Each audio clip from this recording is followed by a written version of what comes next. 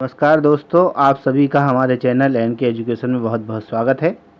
आज हम जिस सब्जेक्ट की दोस्तों बात करने वाले हैं उसका नाम है सेंटेंस। सेंटेंस मतलब है वाक्य। तो चलिए सबसे पहले समझते हैं कि वाक्य है क्या। इंग्लिश में शब्दों का ऐसा समूह जिसका एक निश्चित अर्थ हो उसे सेंटेंस या वाक्य कहते हैं। यह एक निश्चित क्रम में होता है, जैसे सब्जेक्ट, वर्ब और ऑब्जेक्ट। ठीक है दोस्तों, हम बहुत बार चर्चा इसकी कर चुके हैं। इसके अलावा हम देख लेते हैं कि सेंटेंस के प्रकार कितने होते हैं। तो सेंटेंस के जो प्रकार हैं वो होते हैं, यहाँ पर जो हम बात चर्चा करने वाले हैं वो है 5 प्रकार। पहला है असर्टिव स्टेटमेंट या डिक्लेरेटिव सेंटेंस इसे कहा जाता है। यह वर्णन करने के लिए इसका प्रयोग होता है वाक्य में किसी घटना का। इसके बाद दूसरे नंबर पर जो आता है वह है प्रश्नवाचक। हम किसी से जब प्रश्न पूछते हैं तो इंट्रोगेटिव सेंटेंस का उपयोग हम करते हैं। थर्ड नंबर पर आता है इम्परेटिव, आज्ञा या प्रार्थना सूचक वाक्य। चौथे नंबर पर देखते हैं हम ऑप्टेटिव है, इसमें इच्छा सूचक वाक्य है। और लास्ट में है एक्सक्लेमेटरी या विस्मय बोधक वाक्य।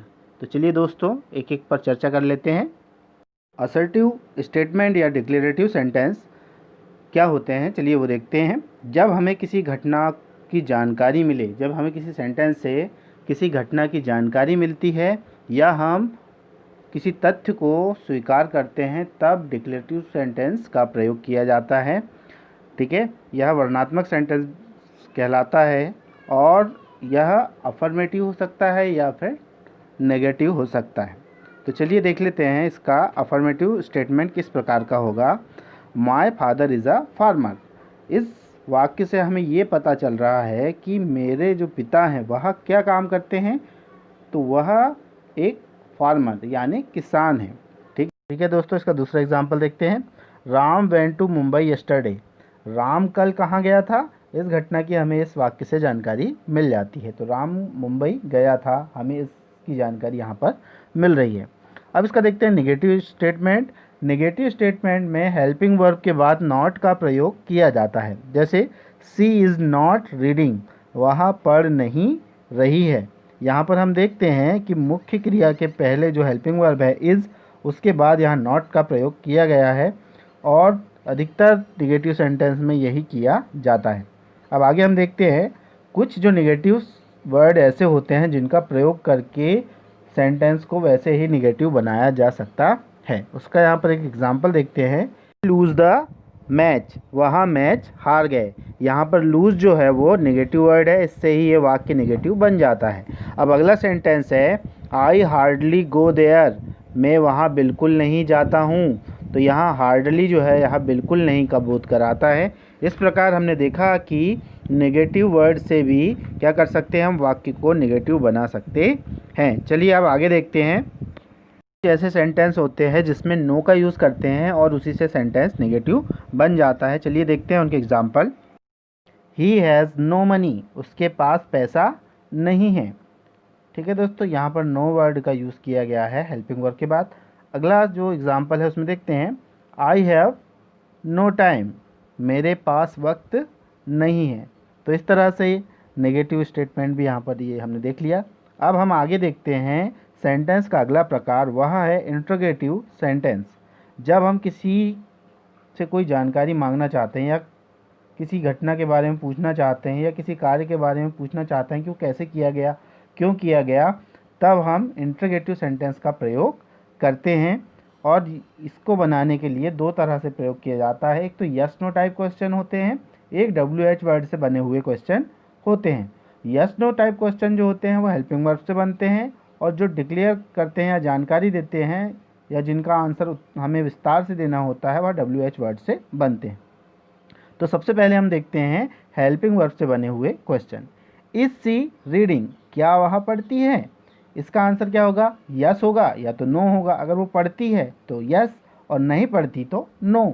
दूसरा है WH वर्ड से बना हुआ क्वेश्चन, हु आर यू, तुम कौन हो? तो अब यहाँ पर जो व्यक्ति से पूछा जा रहा है वो बताएगा कि वह कौन है।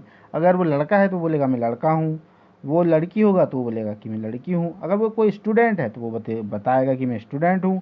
वो कोई काम करता होगा उसकी जानकारी हमें देगा। यहाँ पर लेते हैं सेंटेंस के अगले प्रकार, इम्परेटिव सेंटेंस की। इम्परेटिव का मतलब होता है आदेशात्मक या प्रार्थना सूचक।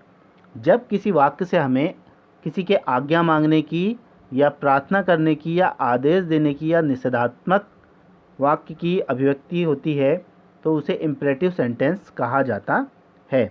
अब इसका एग्जाम्पल देखते हैं। सिट डाउन, बैठ जाओ। यहाँ आदेश दिया जा रहा है कि आप बैठ जाओ। अगर इसी में प्लीज़ लगा दिया जाता, प्लीज़ सिट डाउन, तो ये हो जाता प्रार्थना सूचक वाक्य। डोंट प्लक द फ्लावर्स, यह निषेधात्मक वाक्य है, मतलब इसमें कहा जा रहा है कि आप फूलों को मत तोड़िए। ठीक है। मे आई कम इन, यहाँ पर रिक्वेस्ट की जा रही, क्या मैं अंदर आ सकता हूँ। ठीक है। तो ये हो गया सेंटेंस का एक और प्रकार। इसके बाद हम देख लेते हैं चौथा प्रकार है ऑप्टेटिव सेंटेंस। इसका मतलब होता है इच्छा सूचक वाक्य। जब किसी वाक्य से प्रार्थना या अभिशाप का बोध हो तो वह ऑप्टेटिव सेंटेंस होता है। जैसे हम किसी के लिए प्रार्थना कर रहे हो, जैसे माय गॉड ब्लेस यू, मेरा ईश्वर तुम्हारी क्या करे, रक्षा करे या तुम्हें तरक्की दे, तो ये ऑप्टेटिव सेंटेंस का उदाहरण है। ठीक है दोस्तों। यू बी सक्सेसफुल, तुम सफल हो। और एक और चीज़ देख लेते हैं कि ऑप्टेटिव सेंटेंस जो होता है उसके लास्ट में मार्क ऑफ एक्सक्लेमेशन का प्रयोग किया जाता है। तो चलिए अब हम सेंटेंस के अगले प्रकार एक्सक्लेमेटरी सेंटेंस के बारे में यहाँ जानकारी प्राप्त करते हैं। तो एक्सक्लेमेटरी सेंटेंस है क्या? यह विस्मयादि बोधक वाक्य है। विस्मयादि बोधक का चिन्ह का प्रयोग भी हमने पहले पढ़ा हुआ है। विस्मयादि बोधक वाक्य जो होते हैं उसमें हमें किसी घटना से अचानक दुख, खुशी या फिर अचानक से क्रोध का भाव व्यक्त होता है, उस वाक्य को एक्सक्लेमेटरी सेंटेंस या विस्मयादि बोधक वाक्य कहते हैं। जैसे यहाँ पर देख लेते हैं कुछ एग्जाम्पल। व्हाट अ बॉय, यहाँ पर आश्चर्य प्रकट किया जा रहा है कि किस प्रकार का लड़का है यह। Hurray, we have won the match, अरे हम तो मैच जीत गए। अलास, ही इज डाइड, ओ बड़ी दुख की बात है कि वह मर गया। तो चलिए दोस्तों, आपको आशा है कि ये वीडियो भी पसंद आया होगा। इस वीडियो को भी अपने दोस्तों के साथ ज़्यादा से ज़्यादा शेयर करें, लाइक करें और चैनल को सब्सक्राइब करें और साथ में बेल आइकन को भी प्रेस कर लें दोस्तों, ताकि हमारे आने वाले वीडियो की आपको जानकारी मिल सकें। इस वीडियो को अंत तक देखने के लिए आप सभी का बहुत बहुत धन्यवाद।